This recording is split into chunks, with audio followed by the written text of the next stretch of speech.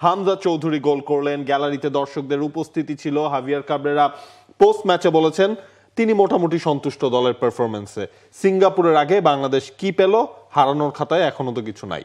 যা পেল তার ভেতরে সবচেয়ে বড় পাওয়া সম্ভবত এটা, হামজা চৌধুরীর ঘরের মাঠে অভিষেকে গোল, এবং সেই গোলটার উৎস জামাল ভুঁইয়া, যিনি কয়েক বছর আগে, আরও এক যুগ আগে এই দেশে শুরু করেছিলেন নতুন এক বিপ্লব। সেই ধারাবাহিকতায় হামজা চৌধুরী এসছেন, এবং এরপরে গিয়ে আমরা সেকেন্ড হাফে দেখলাম বাংলাদেশ ব্যবধান বাড়ালো সোহেল রানার একটা দুর্দান্ত স্ট্রাইকে। বাংলাদেশ 2-0 গোলে জিতেছে। একটা সেট পিস থেকে গোল, একটা বক্সের বাইরে থেকে করা শটে গোল। বাংলাদেশ এছাড়া বেশ কিছু সুযোগ পুরো ম্যাচ জুড়ে তৈরি করেছে, যেটা বাংলাদেশের জন্য পজিটিভ সাইন। কিন্তু বাংলাদেশের ওই ফিনিশিংয়ের দুর্বলতা জায়গায় জায়গায় এখনো হয়তো অনেকটুকুই থেকে গেছে। এই ম্যাচে বাংলাদেশ যা পেয়েছে তার ভেতরে একটা হতেই পারে ফাহমিদুলের পারফরমেন্স, এর ভেতরে একটা হতে পারে বাংলাদেশের মিডফিল্ড পারফরমেন্স, আর যা পাইনি সেটি হচ্ছে ভুটানের কাছ থেকে প্রপার একটা চ্যালেঞ্জ, যেটা দিয়ে আপনি হয়তো বিচার করতে পারতেন পুরো গোটা বাংলাদেশ দলটাকে। তবে এটুকু হাভিয়ার কাবরেরার জন্য স্বস্তির যে তিনি অন্ততপক্ষে তার প্রস্তুতিটা সেরেছেন একটা জয় দিয়ে, যেটার ওপরে ভিত্তি করে তিনি এখন আগামী 3-4 দিন সিঙ্গাপুর ম্যাচের জন্য তার প্রস্তুতিটা নির্ঝঞ্ঝাটভাবে শুরু করতে বা শেষ করতে পারেন। দেখেন, ভুটানের কোচ তিনি একটা কথা বলেছেন যে বাংলাদেশ যখন গেল বছর ভুটানে যে খেলেছিল সেই বাংলাদেশ হচ্ছে লং বল বেসড ফুটবলটা তারা খেলেছে, কিন্তু এই বাংলাদেশ বল নিজেদের কন্ট্রোলে রেখে পাসিং অ্যাকিউরেসি ভালো ছিল, পাসিং ফুটবলটা বাংলাদেশ খেলতে পেরেছে এবং ডিজার্ভিং একটা উইনেই বাংলাদেশ পেয়েছে। এই ম্যাচে হাভিয়ার কাবরেরা চেয়েছিলেন বেশ কিছু পরীক্ষা তিনি করবেন। স্কোয়াড স্টার্টটা করলো কারা কারা সেটা যদি আমরা দেখে নিই, এরপর চেঞ্জিং এ তিনি কাদেরকে নামিয়েছেন সেটা মনে হয় আমাদের ওই 11-এর যে কথাটা বলছেন, এই 11 নিয়ে আমরা যতই কাটাছেড়া করি না কেন, সিঙ্গাপুর ম্যাচের 11-এর সঙ্গে এর একটা তারতম্য অবশ্যই থাকবে। বেসিকটা হয়তো ঠিক থাকবে, কিন্তু হচ্ছে কি আপনার ওই রোলগুলো চেঞ্জ হয়ে যাবে অনেকের। আমরা এই ম্যাচটা নিয়েই যদি কথা বলতে আমাদের সঙ্গে একজন সমর্থক পাই, সাইফুল ইসলাম, তিনি আছেন আমাদের সঙ্গে, এবং তার কাছে প্রথম প্রশ্নটাই যদি এভাবে ছুড়ে দেই যে বাংলাদেশের 11-এ আপনি কি কি পরিবর্তন দেখেন সিঙ্গাপুর ম্যাচে ভুটান ম্যাচকে সামনে রেখে, বা ভুটান ম্যাচের ব্যাপারটা আলোচনা নিয়ে পরে? এটা টু বি অনেস্ট আমার জন্য বলা একটু ডিফিকাল্ট। হয়তো সমিত সোম অবভিয়াসলি হচ্ছে একাদশে আসবে, তো সেই ক্ষেত্রে হচ্ছে কাবরেরা কাকে বাদ দিবে বা কিভাবে দল সাজাবে সেটা হচ্ছে মানে কোচের সিদ্ধান্ত আসলে। তো এটার জন্য আমাদের অপেক্ষা করতে হবে সিঙ্গাপুর ম্যাচের জন্য। মানে এটার জন্য আসলে ব্যক্তিগতভাবে আমরাও ওয়েট করতেছি যে তিনি দলটা আসলে কিভাবে সাজান। এই কাজটা আমাদের একটু সহজ হবে আমরা যদি বাংলাদেশের 11টা একটু দেখেই নিই, যে 11টা ভুটানের সঙ্গে বাংলাদেশ কোচ ব্যবহার করেছেন 4-2-3-1 ফরমেশন। ভুটানের সঙ্গে এই 4-2-3-1টা ওয়ার্কআউট কেমন করলো, আপনার কাছে কি মনে হয়েছে? ভুটানের সাথে হচ্ছে মানে আমরা যেভাবে খেলেছি, তো এটা আমাদের মানে অনুমেয় ছিল যে আমরা হচ্ছে জয় পাবো। তো ফাহমিদুলকে আমরা উইং এ দেখলাম, তো উইং এ হচ্ছে সে বেশ ভালো করেছে তার ডেবু ম্যাচ হিসেবে, কিন্তু উইং ব্যাকের সাথে হচ্ছে তার কম্বিনেশন প্লেটা হয়তো ডেবু ম্যাচের কারণে হয়তো সেভাবে জমে নাই।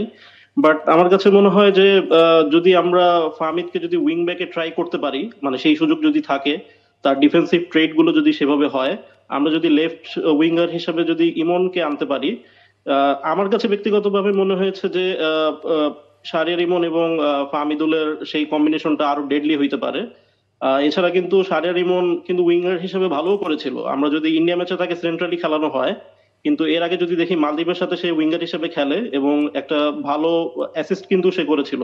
তার অ্যাসিস্ট থেকেই কিন্তু হচ্ছে পাপন সিং এর গোলটা হয় এবং আমরা মালদ্বীপের সাথে ম্যাচটা জিতি। সো আমার কাছে মনে হয় ফরমেশনটা হয়তো ঠিক আছে, কিন্তু আরো কিছু চেঞ্জেস আসতে পারে। কাজেম শাহ, গতকালকে তাকে উইঙ্গার হিসেবে ইউজ করা হয়েছে হাভিয়ার কাবরেরা। ওভারঅল তিনি যে চেঞ্জগুলো করেছেন এর মধ্যে কাউকে কি সেই সিঙ্গাপুর ম্যাচের জন্য ফার্স্ট 11-এ আপনার কাছে মনে হয়েছে যে ইউজ করা হবে? কাজিম শাহকে আমার কাছে মনে হয়েছে যে একটু ওয়াইড রোলে সে কিছুটা হয়তো মানে সে মানিয়ে নিতে পারে নাই। এমনিতেই কাজিম হচ্ছে সেন্ট্রালি সে খুবই ভালো প্লেয়ার, এবং সেন্ট্রাল থেকেই সে হচ্ছে খুব ভালো থ্রু বল কিন্তু সে দেয়। এবং আমাদের যে প্রথম গোলটা, যে হামজার যে হেডারটা, সেই কর্নারটা যেটা হয়েছে সেটাও কিন্তু হচ্ছে কাজেমের থ্রু বল থেকেই। সো আমার কাছে মনে হয় যে ওয়াইড রোলের চেয়ে কাজেম সেন্ট্রালি মানে আরো ভালো করার কথা। সে মানে সেই পজিশনেই কমফোর্টেবল। তো উইঙ্গার হিসেবে যেহেতু আমাদের বেঞ্চে শাহরিয়ার ইমন আছে, শাহরিয়ার ইমনকে ইনক্লুড করা যেতে পারে। আহ, যদি আমাদের সেন্ট্রালি যদি কাজেমের ফার্স্ট 11-এ সুযোগ না হয় সমিত সোম ইনক্লুড হওয়ার কারণে, কাজেমকে কিন্তু হচ্ছে আমরা ইম্প্যাক্ট সাব হিসেবেও চিন্তা করতে পারি, একদম ওয়াইড রোলে ফার্স্ট 11-এ খেলানো হচ্ছে। এক্স্যাক্টলি। এবং কাজেম শাহর ক্ষেত্রে যেটা হয়তো আলোচনায় আসতে পারে যে বাংলাদেশ যে ফরমেশনে খেলেছে তাতে বাংলাদেশ ফুল ব্যাকদের কাছ থেকে ওই সাপোর্টটা পেলো কিনা, যেটা হয়তো কাজেম শাহদের বা ওই 3 মিডফিল্ডারকে আরেকটু হেল্প করতে পারতো। তো সেই প্রশ্নের পরে যদি আমি স্ট্রাইকিং পজিশনটায় আসি, আলামিন সেকেন্ড হাফে মাঠে নামলেন রাকিবের জায়গায়, রাকিবকে নাম্বার 9-এ শুরু করা হয়েছিল। এই আলোচনায় স্ট্রাইকার দেখতে চাওয়ার একটা চাপ কখনো কখনো বোধ হয় কোচের ওপরেও, সেটা মিডিয়া বলেন সেটা সমর্থক বলেন, সব দিক থেকেই কম বেশি আসতে থাকে। আল আমিন যতটুকু দেখিয়েছেন, ওই যতটুকু সময় তিনি খেলেছেন নাম্বার 9 পজিশনে, সেখানে কতটুকু হোপফুল আপনারা সমর্থকরা হতে পারছেন যে সিঙ্গাপুর ম্যাচে তাকে দেখা আমার কাছে ইমপ্রেসিভ রিফাত মাসুদ ভাই, আমার কাছে ইমপ্রেসিভ মনে হয়েছে। বিশেষ করে যে হোল্ডিং প্লেটা, সেই হোল্ডিং প্লেটা কিন্তু আমাদের আপফ্রন্টের প্লেয়ারদের কাছ থেকে তেমন দেখা যায় না। এবং আমি যদি খুব সহজ ভাষায় বলি যে মাথা খাটিয়ে যে খেলার ব্যাপারটা, সেই ব্যাপারটা আমার কাছে মনে হয়েছে যে আলামিনের মধ্যে রয়েছে। তো আমি সেটাই বলবো যে উইং এ যদি আমরা, যেহেতু রাকিব আমাদের ট্রেডিশনাল উইঙ্গার এবং বেঞ্চে আমাদের শাহরিয়ার ইমনের মতো প্লেয়ার আছে, বা হচ্ছে ফাহমিদ কিন্তু ভালো পোটেনশিয়াল দেখিয়েছে উইং পজিশনে, সেই ক্ষেত্রে হচ্ছে আমরা কাজেমকে ওয়াইড রোলে না খেলিয়ে আমরা যদি রাকিবকে সেখানে শিফট করি, বা শাহরিয়ার ইমনকে ফার্স্ট 11 নিয়ে এসে যদি আমরা হচ্ছে আলামিনকে সেন্ট্রালি খেলাই, আমার কাছে মনে হয় যে আমাদের মানে বেটার আউটপুট পাওয়ার একটা খুব ভালো সম্ভাবনা আছে সিঙ্গাপুরের এগেইনস্টে। আচ্ছা, এবার আপনার কাছে একটু জানতে চাই, আপনারা অনেক মানে বাংলাদেশের ফুটবলের সাথে অনেক আগে থেকেই আপনারা আছেন, অনেক আগে থেকেই খেলা দেখছেন, আপনাদের মতামতগুলো জানাচ্ছেন। এই যে পুরো দেশে এখন একটা ফুটবলের আমেজ, সবাই ফুটবল নিয়ে কথা বলছে, এটা আসলে অ্যাজ এ ফ্যান হিসেবে কেমন লাগছে? না, এটা তো আসলে ভালো লাগার মতোই, মানে এটা অনুমেয় ছিল। বিশেষ করে হামজা আসার সাথে সাথেই যে একটা মানে হাইপ তৈরি হবে, এবং খুব তাড়াতাড়ি আমরা হয়তো অনেকেই এক্সপেক্ট করিনি যে সমিত সোমকে আমরা এই উইন্ডোতেই পেয়ে যাব।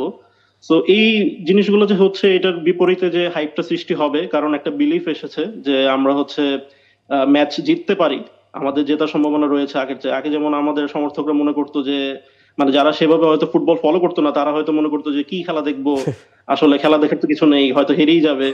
তো এখন সেই বিলিফটা আসলে মানে ফেরত এসেছে যে আমরা জিততে পারি। সেই সেন্স থেকেই কিন্তু হচ্ছে মানে এত উন্মাদনা এবং এত আবেগ, এবং এটা ভালো, আমি বলবো যে এটা অবশ্যই ভালো। এবং কালকে তো আমরা দেখেছি যে ইলেকট্রিফাইং একটা ক্রাউড ছিল। সিঙ্গাপুর ম্যাচে তো অবশ্য মানে আরো, মানে এটা তো বলার অপেক্ষা রাখে না, এটা আরো ছাড়িয়ে যাবে। সিঙ্গাপুর ম্যাচের টিকিট পাইছেন? সিঙ্গাপুর ম্যাচের টিকিট আছে জিতু ভাই? টিকিট পাইনি এখন। পাইলে আমাকে একটা দিয়েন। যাই হোক, অনেক অনেক ধন্যবাদ জিতু ভাই, আমাদের সঙ্গে ছিলেন। আমরা এই ম্যাচ নিয়েও যদি আরেকটু কথা বলতে চাই, নাহিদ খান, আর কি ফাইন্ড আউট আছে? আগামী কয়দিন কোচ কি করছেন? আজকে তো সমিত সোম মাঠে নামার কথা দলের সঙ্গে প্র্যাকটিসে, ফার্স্ট টাইম। সমিত সোমকে আজকে থেকেই তিনি হচ্ছে অ্যাজ এ টিম মেম্বার হিসেবে তিনি সেই ট্রেনিং এ জয়েন করবেন। যদিও আজকে বাংলাদেশ দলের রিকভারি সেশন থাকাটাই খুব স্বাভাবিকভাবে, গতকালকের ম্যাচে যারা একটু বেশি সময় খেলেছেন তাদেরকে রেস্ট দেওয়া হবে, রেস্ট দিয়ে বাকিদেরকে নিয়ে ট্রেন আপ করবেন হেড কোচ হাভিয়ার কাবরেরা। এখন ঘুরে ফিরে আসলে কোশ্চেন একটাই, সমিত সোম আসলে মিডফিল্ডটা বাংলাদেশের কি হবে? গতকালকে আপনি যদি খেয়াল করেন মিডফিল্ডে কি কি চেঞ্জ হাভিয়ার কাবরেরা করেছেন। স্টার্টিং লাইন আপে তো বাকিদের নিয়ে খেললেন, এরপর নামানো হলো হৃদয়কে নামানো হলো হামজা চৌধুরীর জায়গাটায় সাবস্টিটিউট হিসেবে। এরপর আমরা দেখলাম মোরসালিনকে নামানো হলো, মোরসালিন নামলেন জামাল ভুঁইয়ার জায়গাটায় সাবস্টিটিউট হিসেবে। ওই যে কাজেমের যেই কথাটা বলা হচ্ছিল, কাজেম যতটা না উইংয়ে, এর থেকে মানে তার যেই এরিয়াটা যখন একটু আপনার বাম সাইডটা এসে সেন্ট্রালি চলে আসে, তখন তার কাছ থেকে ওই লিঙ্ক আপ প্লেটা আমরা আরো আলটিমেটলি বেশি পাচ্ছি। তখন আবার হচ্ছে আপনার টাচ কিন্তু উপরে উঠছে। আবার যখন উইং ধরে আক্রমণে যেতে চাচ্ছে কাজেম, যেহেতু সেটা তার ন্যাচারাল পজিশন না, সেক্ষেত্রে একটু কম মনে হচ্ছে আপনার কাজেমকে ম্যাচের মধ্যে তিনি আছেন। তো এই জিনিসগুলো হাভিয়ার কাবরেরা ফিগার আউট করবেন। কালকে কোচের 11 দেখে আপনি কি অবাক হয়েছেন? কালকে আমি অবাক হয়েছি, যেটা বেশ অ্যাটাকিং একটা মাইন্ডসেট, এবং হচ্ছে ধরেন আমি কাজেমকে উইং এ স্টার্ট করবে কাজেম, এটা আমি এক্সপেক্ট করি নাই। ওইটাকে আসলে আমরা উইং বলবো নাকি 3 মিডফিল্ডারের রাইট সাইডেড মিডফিল্ডার, এইভাবে বললে আমার মনে হয় আরেকটু বেটার হয়। ওটা বলতে বলা যায় ডিফেন্সিভ মিড, তাদের সামনে আসলে একজন রাইটে একজন লেফটে, ওই পজিশনটা ইউজ করেছেন, অবাক তো হয়েছি খানিকটা। হ্যাঁ, যেটা নিয়ে এত আলোচনা, বাংলাদেশের পরবর্তী ম্যাচ 10 জুন সিঙ্গাপুরের বিপক্ষে, যে ম্যাচটা সরাসরি আপনি দেখবেন টি স্পোর্টসে, যে ম্যাচ নিয়ে এত আলোড়ন, যে ম্যাচ নিয়ে এত আয়োজন, আর যেটা নিয়ে এত কথা, সেই ম্যাচ নিয়ে। For more updates, subscribe to our YouTube channel and click on the bell icon. Follow us on Facebook and Instagram. Download T-Sports app to enjoy exciting games and highlights. Visit tsports.com.